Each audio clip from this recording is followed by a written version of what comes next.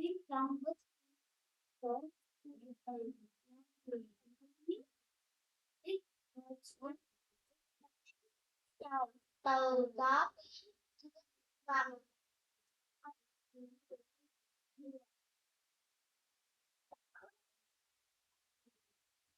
và số chồng đáp ứng lớn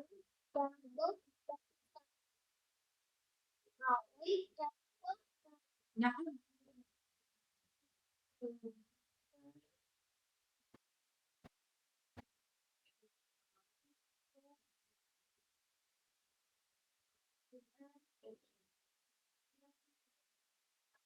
biết ôm cố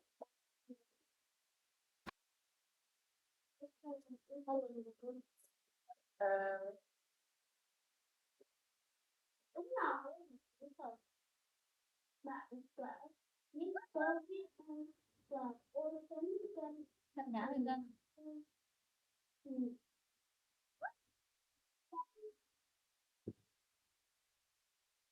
Tính từ bốn sáu từ bốn từ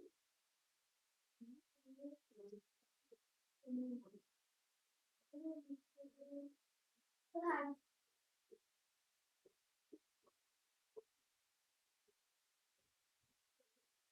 đúng rồi bạn soạn bạn soạn bánh và bánh và bánh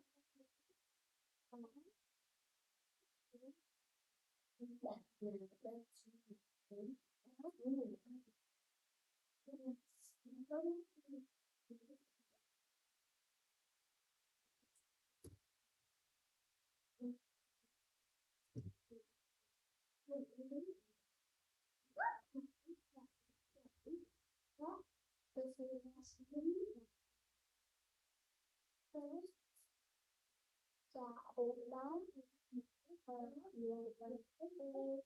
đến tránh để nói không được từ gốc sang luôn chẳng hạn có một từ di động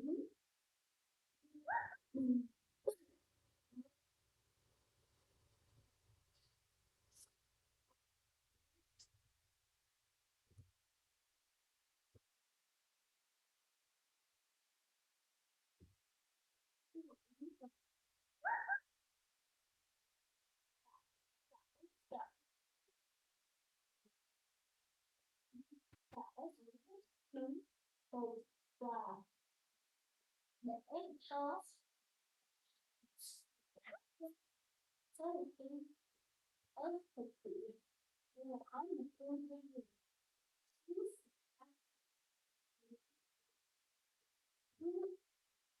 vật vật rõ lên đúng rồi bạn gõ chỗ nó đúng gọn hai từ biết chữ từ nào biết đúng ký phả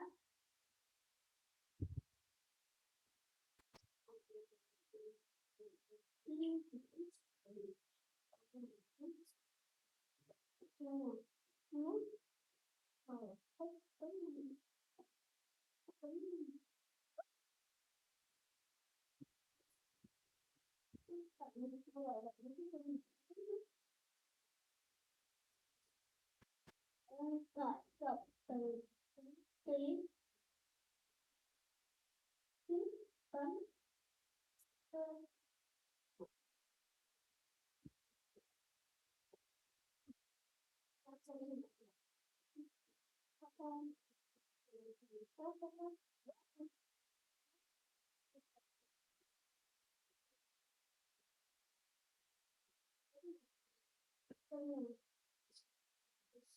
bãi và sợ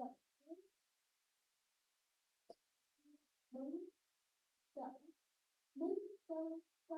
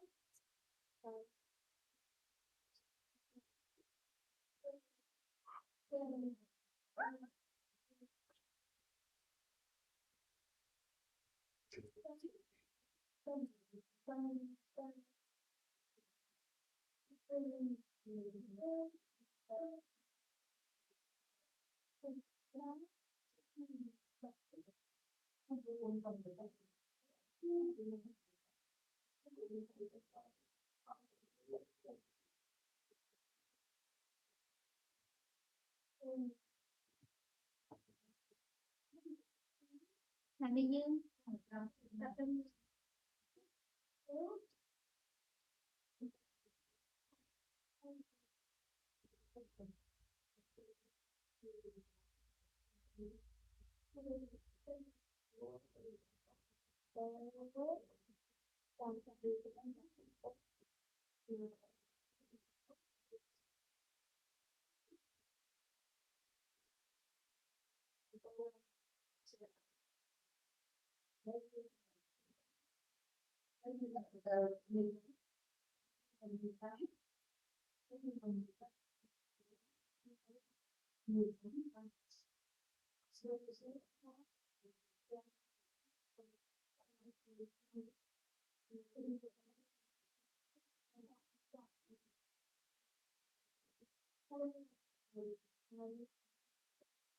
Cô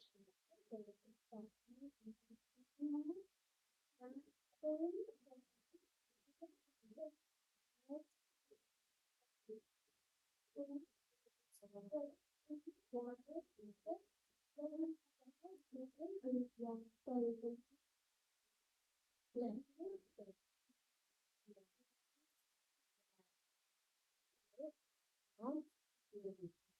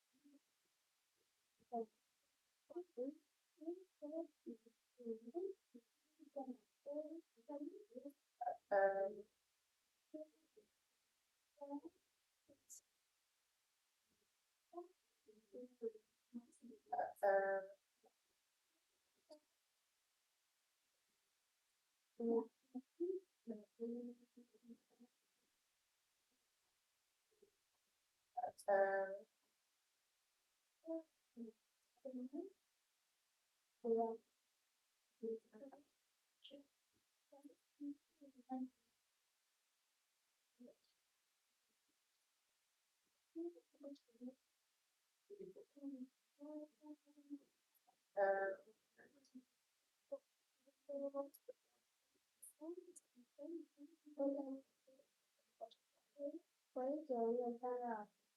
người ta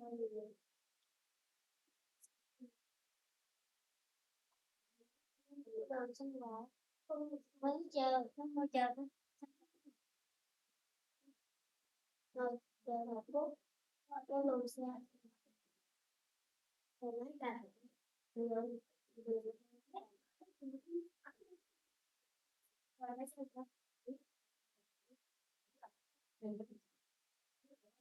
đừng có phiền phức nha ăn được ngồi yên còn 1 phút còn qua được 3 điện thoại đi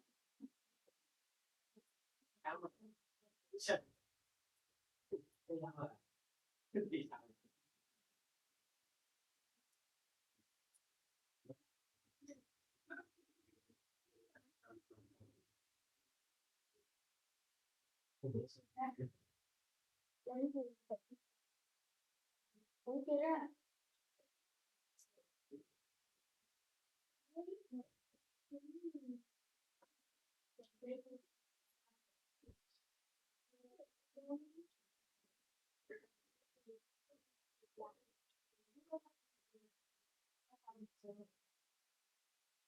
cô xây từ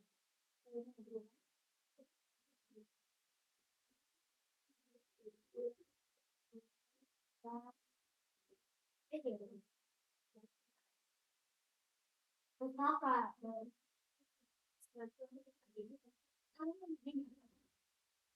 cô yên tâm cô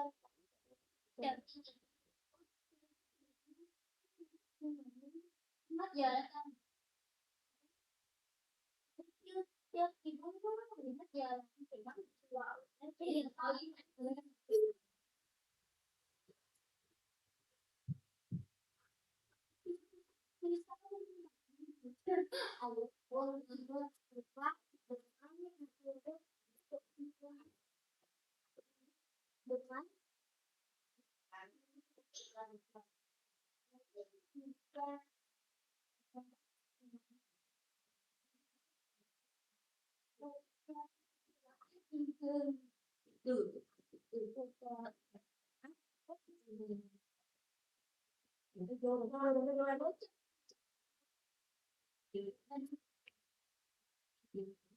Nó qua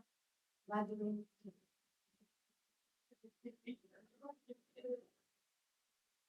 Tiếp quá.